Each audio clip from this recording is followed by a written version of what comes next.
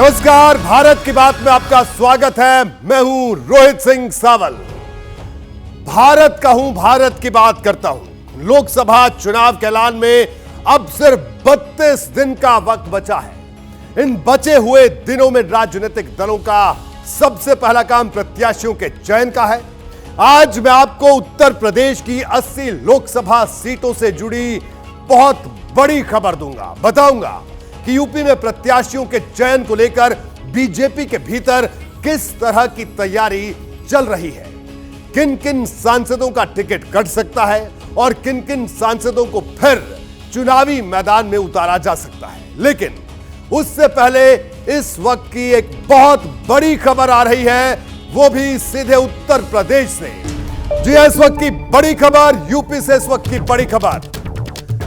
BJP से गठबंधन पर राष्ट्रीय लोकदल की बात शुरू हो चुकी है। आरएलडी जो कि समाजवादी पार्टी के साथ इंडिया गठबंधन में है।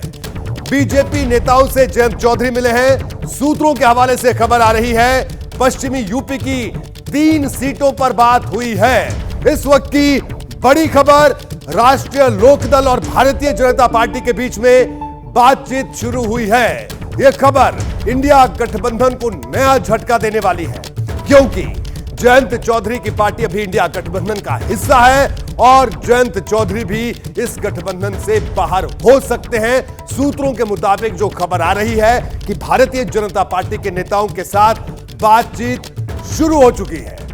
देखिए, 2019 में आरएलडी ने मथुरा, बागपत और मुजफ्फरनगर सीट पर चुनाव लड़ा था और तीनों सीट हार गई थी। इस बार इन्हीं सीटों पर बीजेपी से बातचीत चल रही है।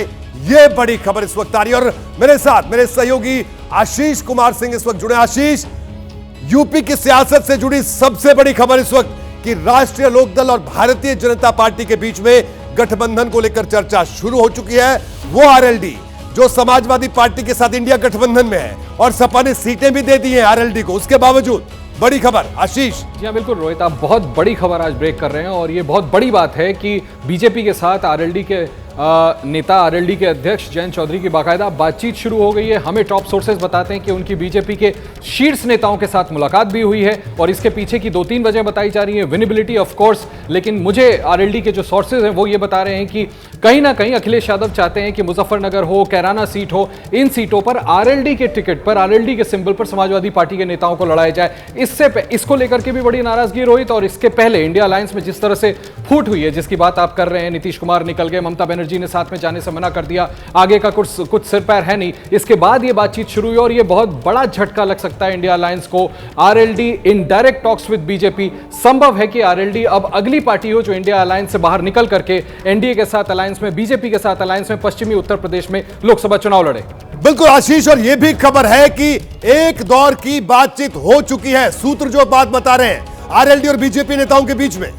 जी हाँ, बिल्कुल, और इसमें एक बहुत शीर्ष नेता का हाथ है, उसका नाम अभी डिस्क्लोज करना शायद रोहित ठीक नहीं होगा, आप अच्छी तरह जानते हैं। बाकायदा बीजेपी के बड़े और शीर्ष नेताओं के साथ एक राउंड पर्सनल मुलाकात के साथ बातचीत हो गई है। अब सिर्फ बातचीत फोन पर सीमित नहीं है, दोनों पक्षों के नेताओं की बातचीत आपस में मिलकर के शुरू हो गई है। बिल्कुल आशीष, तो ये बड़ी खबर इस वक्त की उत्तर प्रदेश के लिहाज से कि आरएलडी और बीजेपी का गठबंधन हो सकता है, बातचीत शुरू हो गई है। दरअसल इसके पीछे बीजेपी की बड़ी रणनीति है। रणनीति यह है कि उत्तर प्रदेश से सटे हरियाणा में जो किसान आंदोलन के बाद जाट वोटर जो नाराज बताया जाता है भारतीय जनता पार्टी से, उसको भी साधा जा सके। बात करते हैं बीजेपी के टिकट वाले मंथन की। दरअसल समाजवादी पार्टी की पहली लिस्ट जारी होने के बाद अब बीजेपी भी अपनी तैयारी को अंतिम रूप दे रही है उत्तर प्रदेश में, और मुझे जो खबर मिली है उसके मुताबिक बीजेपी इस बार यूपी में कई मौजूदा सांसदों के टिकट भी काट सकती है। लोकसभा चुनाव को लेकर यूपी से इस वक्त की एक और बड़ी खबर है कि 18 सांसदों के टिकट काट सकती है भारतीय जनता पार्टी। लोकसभा चुनाव को लेकर इस वक्त की बड़ी खबर आप देख सकते हैं, लोकसभा चुनाव से जुड़ी हुई। कुछ सांसदों की सीट बदली भी जा सकती है, यानी इस बार वो किसी सीट से लड़े, अगली इस चुनाव में किसी दूसरी सीट से लड़ सकते हैं। टिकट बंटवारे में जातीय समीकरण पर भी खासा फोकस होगा। लेकिन बड़ी खबर यह आ रही है कि 18 के सांसदों के टिकट कट सकते हैं। नीरज पांडे हमारे साथ जुड़ेंगे, अभी जुड़ने वाले हैं और जुड़ चुके हैं नीरज पांडे। नीरज, 18 सांसदों के टिकट कट सकते हैं उत्तर प्रदेश में। बड़ी खबर इस वक्त की जो आ रही है। जी नीरज। जी बिल्कुल रोहित, ये आपने बिल्कुल सही खबर दी है कि भारतीय जनता पार्टी बहुत बड़े पैमाने पर टिकट काटने की और नए कैंडिडेट्स देने की प्लानिंग कर रही है और इसी दिशा में ये काम किया जा रहा है। हमारी जो जानकारी है उसके अनुसार भारतीय जनता पार्टी उत्तर प्रदेश की जो अभी मौजूदा उनके पास जो 65 सांसद उनके जीत कर आए थे, उनमें से करीब 18 ऐसे सांसद हैं जहां पर नए चेहरे दे सकते हैं, उनके टिकट काट के कुछ नए लोगों को इंट्रोड्यूस कर सकते हैं। इसके अलावा भी मेरी जो जानकारी है 80 जो लोकसभा की 80 सीटों पर भारतीय जनता पार्टी कई ऐसी सीटें हैं जहां पर सांसदों को इस सीट से दूसरी सीट या ये कहें कि उनकी एंटी इनकम्बेंसी को देखते हुए उनमें बदलाव कर सकती है। तो भारतीय जनता पार्टी दरअसल ये सारी जो एक्सरसाइज कर रही है वो इसलिए कर रही है कि लोकसभा में उत्तर प्रदेश जो एक बड़ा राज्य है 80 लोकसभा सीटों वाला। नीरज मैं आपको रोकूंगा आपके पास दोबारा लौटेंगे।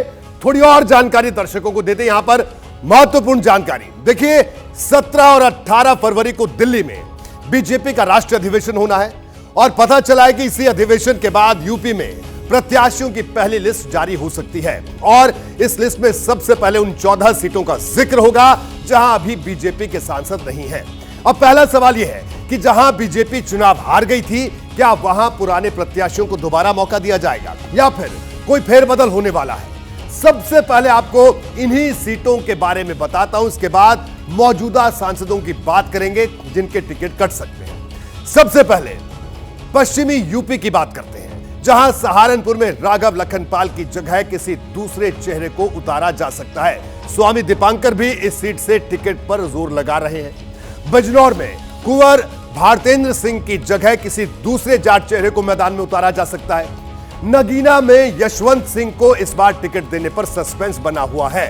मुरादाबाद में कुंवर सर्वेश सिंह की जगह उनके बेटे सुशांत सिंह को टिकट मिल सकता है, जो बढ़ापुर से विधायक है।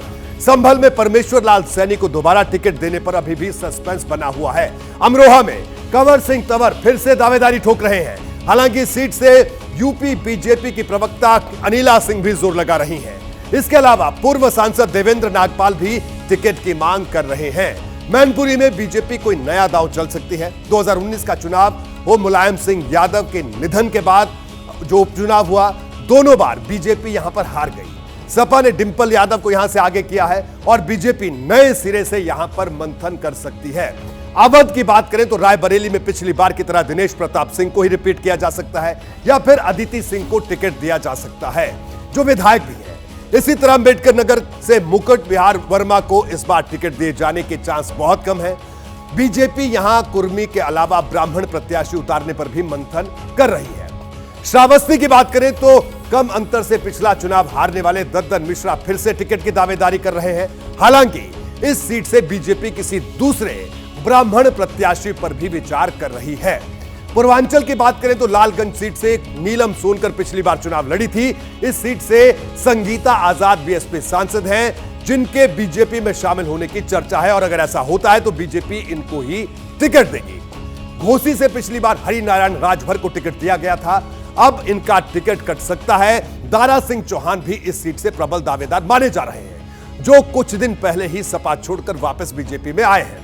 इसी तरह अगर गाजीपुर की बात करें तो मनोज सिन्हा पिछला चुनाव हार गए थे, वो जम्मू कश्मीर के राज्यपाल हैं और ये सीट ओपी राजभर की पार्टी सुभासपा के हिस्से में जा सकती है।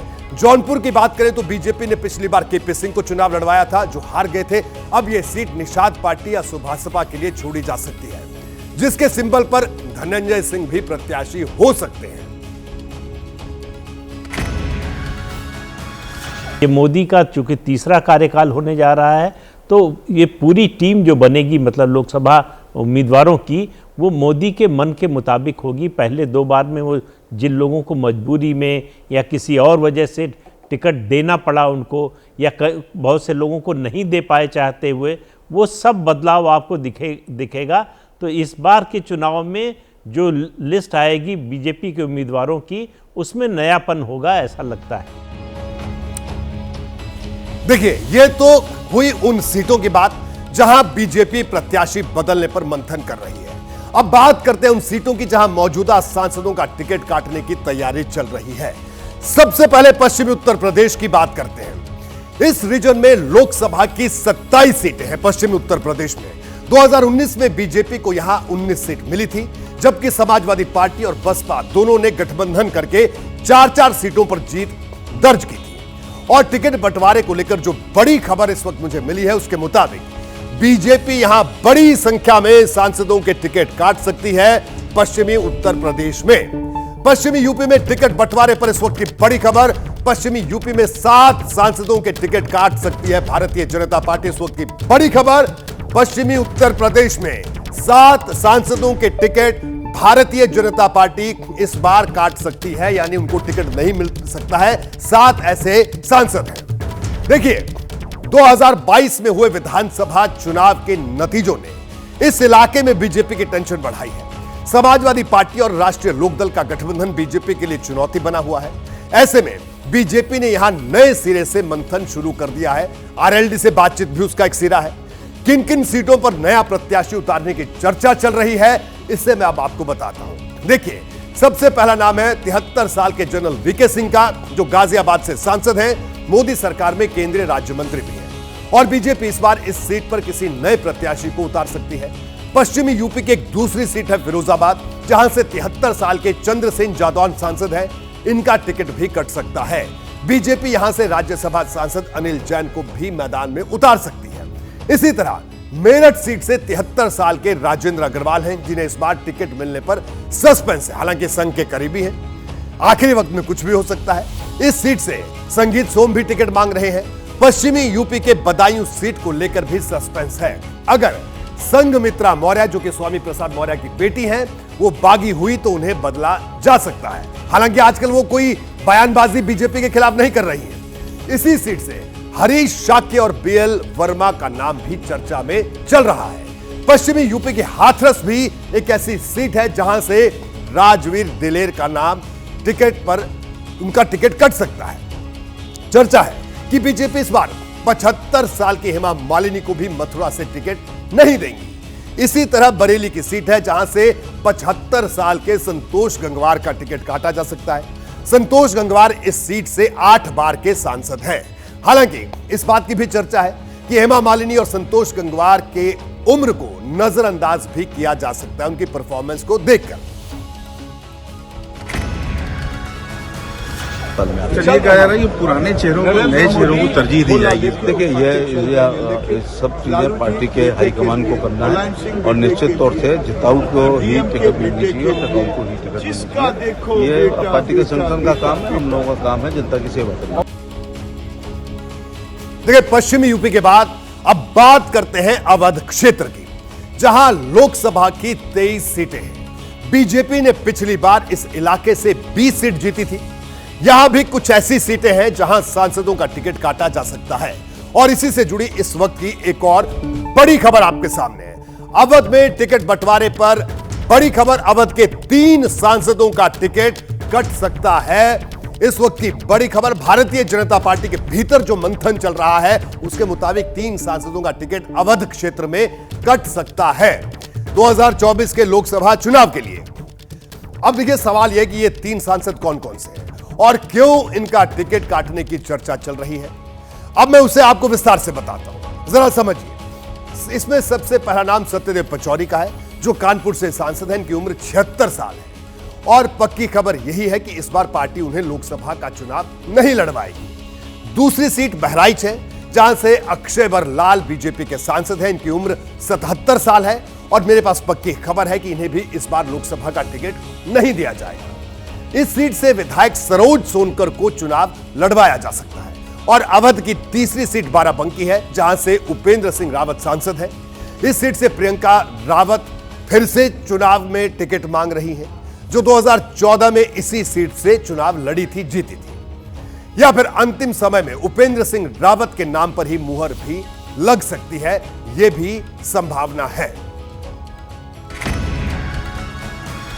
सर्वे भी बीजेपी कराती रहती है और कई सर्वों में निकला है कि कई ऐसे कैंडिडेट हैं, कई ऐसे सांसद हैं जिनके व्यक्तिगत परफॉर्मेंस नहीं अच्छा रहा, यानी कि जो जिस क्षेत्र से जीत के आए हैं वहां उनको लोग पसंद नहीं कर रहे हैं। तो इसमें तय है कि बड़ी संख्या में जो सांसद रहे हैं उनका टिकट कटेगा। जो 6 प्रमुख सीटें हैं जिसमें अयोध्या, कानपुर और अन्य सीटें भी हैं, वहां पे बीजेपी के बड़े दिग्गज मैदान में उतारे जाएंगे। देखिए, अब बात करते हैं पूर्वांचल की, जहां लोकसभा की 26 सीटें हैं। 2014 के मुकाबले बीजेपी को इस क्षेत्र में 2019 में 4 सीटों का नुकसान हुआ था और पार्टी को 19 सीटों पर जीत मिली थी। हालांकि पार्टी के लिए राहत की बात यह कि जो एनडीए में शामिल तीनों दल हैं वो इसी क्षेत्र में सियासी रूप से पहचाने जाते हैं, मजबूत भी हैं। इसमें अनुप्रिया पटेल की अपना दल एस, संजय निषाद की निषाद पार्टी है और ओपी राजभर की सुभासपा है। अब बीजेपी यहां ज्यादा से ज्यादा सीट जीतने की तैयारी कर रही है और पूर्वांचल में टिकट बंटवारे से जुड़ी इस वक्त की बड़ी खबर मैं आपको देता हूं। एक और बड़ी खबर, पूर्वांचल में टिकट बंटवारे पर इस वक्त की बड़ी खबर। पूर्वांचल में 4 सांसदों के टिकट काट सकती है भारतीय जनता पार्टी। इस वक्त की बड़ी और अहम खबर कि पूर्वांचल में 4 सांसदों के टिकट कट सकते हैं जो कि मौजूदा सांसद हैं भारतीय जनता पार्टी के। देखिए, ये 4 सीट कौन सी है, अब इसके बारे में मैं आपको विस्तार से बताता हूं। सबसे पहला नाम प्रयागराज का है। यहां से 74 साल की रीता बहुगुणा जोशी सांसद है। इसके अलावा मछली शहर से बीपी सरोज का टिकट काटा जा सकता है। चर्चा है कि कौशांबी सीट से मौजूदा सांसद विनोद सोनकर को इस सीट में लाकर चुनाव लड़वाया जा सकता है, यानी उनकी सीट बदली भी जा सकती है। भदोही में 2019 में रमेश चंद्र बिंद बीजेपी के टिकट पर चुनाव जीते थे। इस बार उनकी जगह किसी दूसरे नेता को टिकट दिया जा सकता है। इसी तरह बलिया सीट है जहां से वीरेंद्र मस्त बीजेपी के सांसद हैं। इनकी सीट को लेकर तरह तरह की अटकलें चल रही हैं। देखिए, भारतीय जनता पार्टी किसी को काटती नहीं। भारतीय जनता पार्टी योग्यता से भारतीय जनता पार्टी क्षेत्र में काटने का सवाल नहीं है, नए चेहरों को, युवा शक्ति को सामने लाने की बात। युवा शक्ति आती ही रहती है।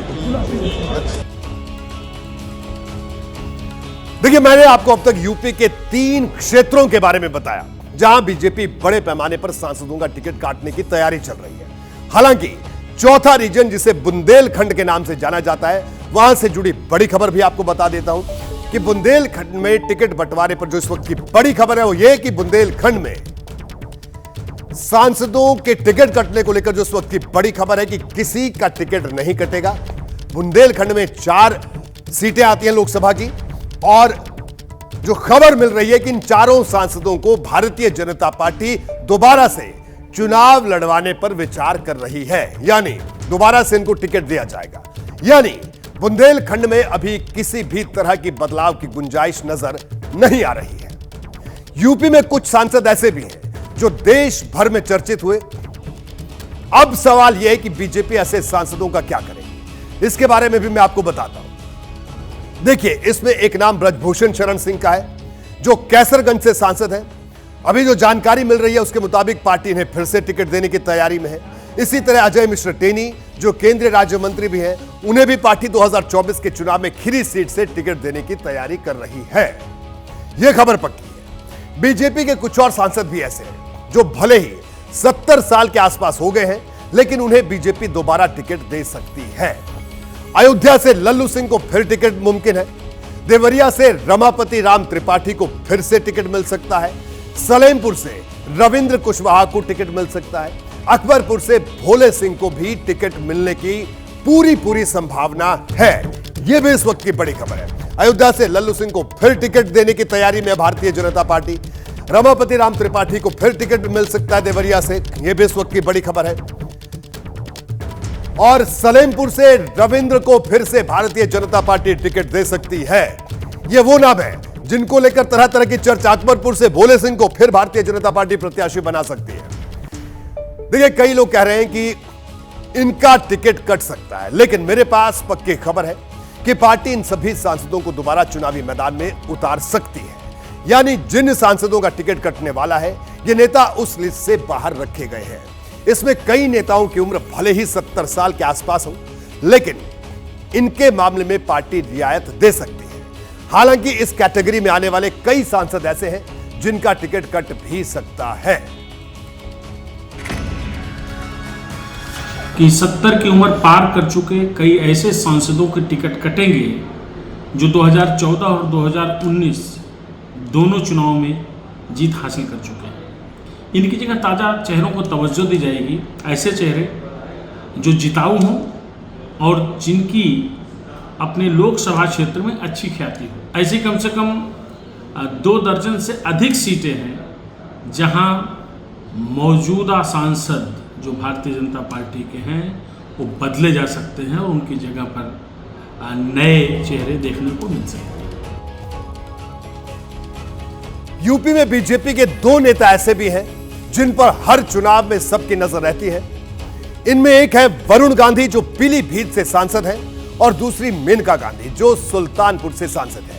जहां तक इन दोनों के बारे में मुझे पता चला है तो अब तक इन दोनों को लेकर पार्टी ने अभी तक अंतिम फैसला नहीं लिया है, यानी उन्हें टिकट दिया भी जा सकता है और काटा भी जा सकता है। यह पूरा का पूरा केंद्रीय हाईकमान तय करेगा। बीजेपी अगर यूपी में अपने सांसदों का टिकट काटेगी तो इसके पीछे कई चीजें होंगी। हाल ही में जब यूपी में विधानसभा चुनाव हुए थे तो कई जिलों में पार्टी का परफॉर्मेंस उस तरह का नहीं रहा जैसा हाईकमान को उम्मीद थी। अब जब लोकसभा चुनाव में टिकट बांटने की बारी आएगी तो खराब प्रदर्शन करने वाले जिलों के सांसदों को इसका खामियाजा भुगतना भी पड़ सकता है। बहुत सारे सांसद ऐसे हैं जिनकी परफॉर्मेंस को लेकर लगातार सवाल उठ रहे हैं, या जो विधानसभा चुनाव के परिणाम आए हैं उसमें उनका परफॉर्मेंस बहुत पुअर रहा है। तो हम ये अनुमान लगा सकते हैं कि जो 40 से 50% है या 50-50% जो है वो नए चेहरे होंगे और 50% चेहरों को रिपीट किया जा सकता है। देखिए 2014 के मुकाबले 2019 में बीजेपी को यूपी में कुछ सीटों का नुकसान उठाना पड़ा था।